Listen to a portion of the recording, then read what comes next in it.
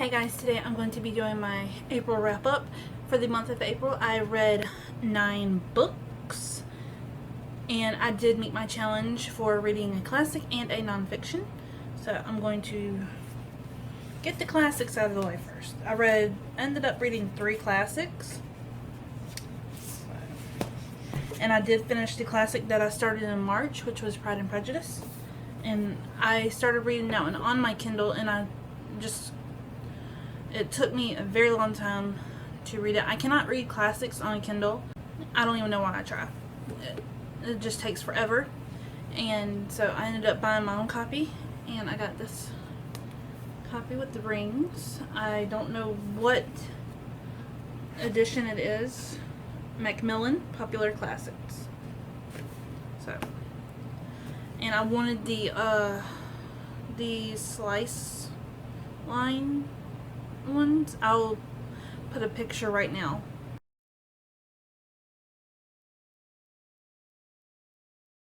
I couldn't find a affordable copy. All the other copies that I seen were in the hundreds and 400. I was not going to drop that much money for a book.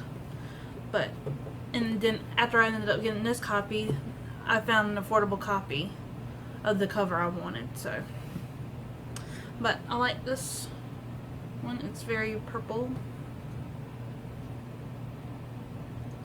and I ended up giving this book a 3 stars. I didn't really like it, but I will be rereading it because I think the reason I didn't like it as much is because it took me forever to read it on my Kindle. So, yep. Pride and Prejudice by Jane Austen. Me and the girls read, it's Peter Pan by J.M. Barrie. And I love this cover edition. This is the Puffin Chalk, and they are all on Book Outlet. And so there's 6. There's Peter Pan, Wizard of Oz, Alice in Wonderland, Black Beauty, A Christmas Carol, and Pippi Longstocking. That was one. But we haven't read Pippi Longstocking yet. And that's going to be our last one that we read. But yep, we read this one. It was very dark, and then we ended up watching a movie after, and the kids loved it. They liked the book. So my kids weren't too terrified of it, but they were wondering why Peter Pan was so mean. And then we read The Wizard of Oz by L. Frank Baum. Way different than the movie. I've always been a fan of the movie ever since I was a kid. I always watched the movie on the night before school started back. But after reading this, and the next time I watch the movie, I'm going to be nitpicking it, and I know I'm going to be doing it, because I always do it.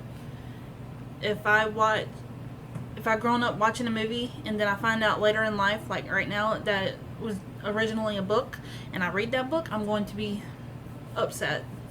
So, hopefully I won't mess up my love for the movie of The Wizard of Oz. And I'm going to show you the nonfiction. The nonfiction that I read this month was Happy, Happy, Happy by Phil Robertson. This made me laugh. This made me cry. I love Duck Dynasty. Phil and Cy are my favorite Robertsons. They just have this aura about them that they tell the truth. They're honest, God-fearing men, and I like them. I read Cy's book last month in March, and so yeah, I gave this one a 5 out of 5. It was awesome. The part that made me cry was when, I'm not going to spoil it, but there was a part in here that made me cry. And if you want to know and you don't want to read this book, or if you have read this book, comment down below. Let me know if you know what part I'm talking about. But yeah, 5 out of 5. And his sunglasses are rocking, boo. Let me tell you. I read my last Blogging for Book copy last month, and it took me a while to read it. I didn't want to read it, and I did not want to let Blogging for Books go, but I had to, and I had to get my review up before they quit. So I read Sirens by Joseph Knox. It's about a drug cartel or a drug ring and gangs and sex and corruption, and it's just intense. It didn't meet my expectations. I didn't really enjoy it because you had to read between the lines at the very beginning, and yeah, so I ended up giving this a 3, I think. Now that I think about it, I might bump my rating down. But yeah, I read this. This was my last Blogging for Books copy. And there's a sequel coming out this year, but I don't know if I'm going to pick it up. I just don't know if I care enough for these characters. So I got back into watching The Walking Dead this month, and I wanted to get back into the graphic novels, so I got The Walking Dead book 10. I got these two from the library. I don't own these.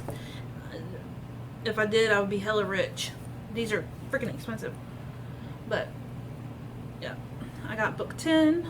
I'm not going to tell you what these are about because that would be definite spoilers. And I got spoiled for the show in both of them, actually. I knew what was coming, but I got spoiled for the show definitely by book 11. So I'm not going to tell y'all in case y'all are watching and if y'all aren't caught up, or I'm in the middle of season 7. I haven't finished season 7 yet, but I'm going to be finishing it sometime in the month of May because it's May 1st now and our last day of school is May 11th. So after May 11th, I'm going to be catching up on all my shows that I haven't been watching. And so I'm going to finish season 7 and then get right into season 8 if it's still on my Fire Stick. So book 10 and book 11, I gave each of these a 4. I think this one I gave 5 because the ending in this one, holy shit. Good, oh Lord. This one shook. I'm shook. It scared me. But yeah, that's creepy.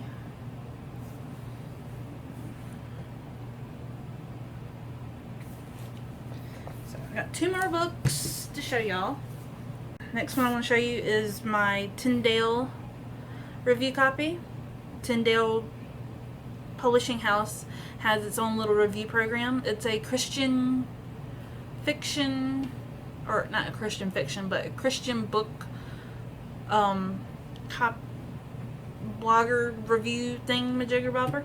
A review, I don't know the word, but they give out review copies and basically a blogging for books for Christian books. I'm not a Christian.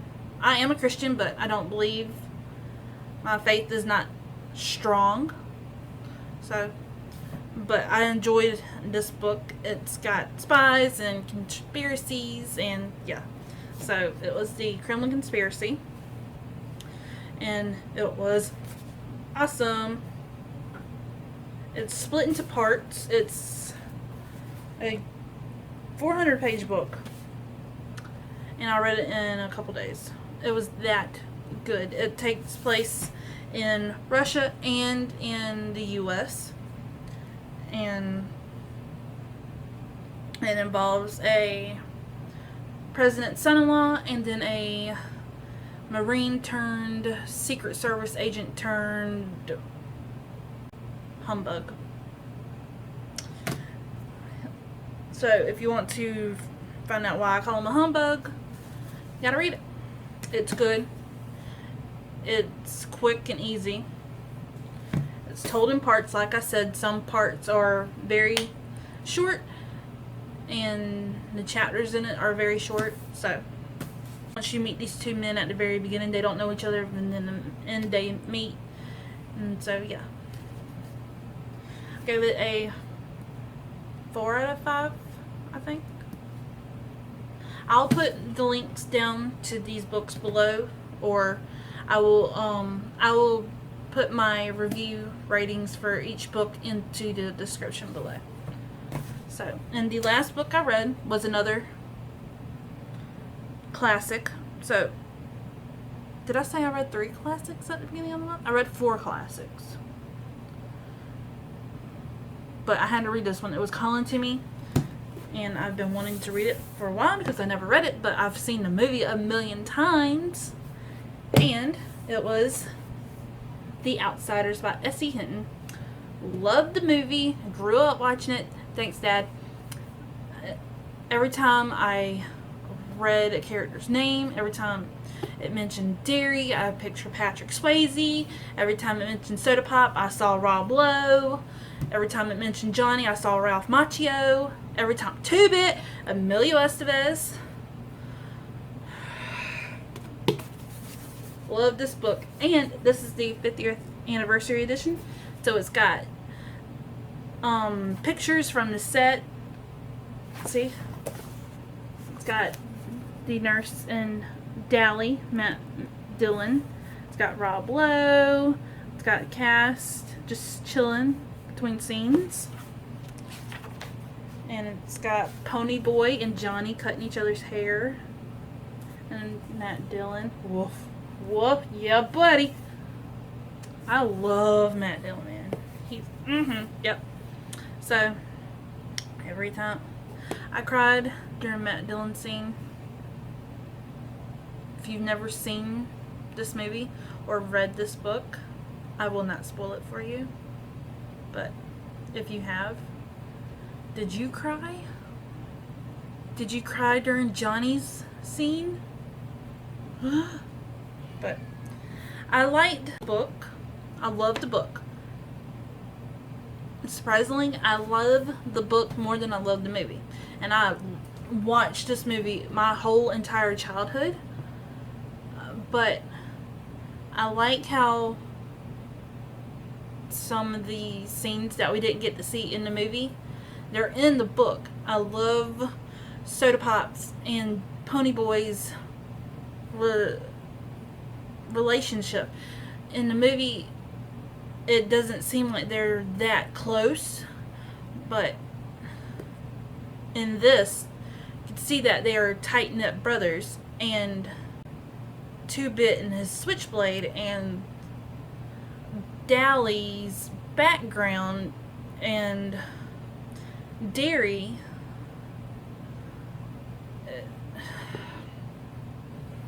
read this book. 5 out of 5. Highly recommend.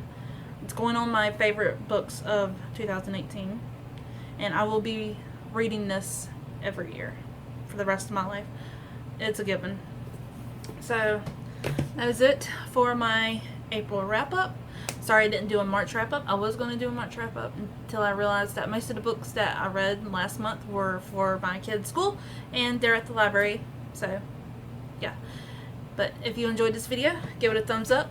Comment down below and tell me what books you read for the month of March. And what are your thoughts on any of these books I read.